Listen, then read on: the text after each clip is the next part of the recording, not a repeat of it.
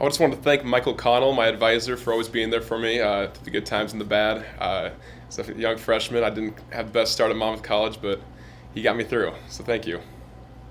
Thirdly, I would really like to thank the communication department, especially Lori Walters-Kramer.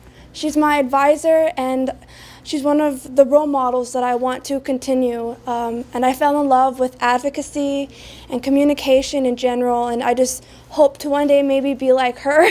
I'd like to thank my parents, obviously, and my good friend of mine, Chance Lins. He's a former graduate of Monmouth College. He really helped me out a lot.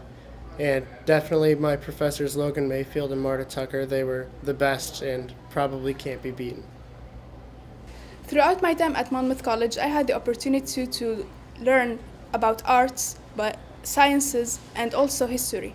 I want to give a big thanks to all my professors. I want also to thank my family, and I want to thank Monmouth College for their support and also for their support for the Syrian issue. Thank you. I'd like to thank my parents, my grandmother, Marge, and then the professors in the psychology department.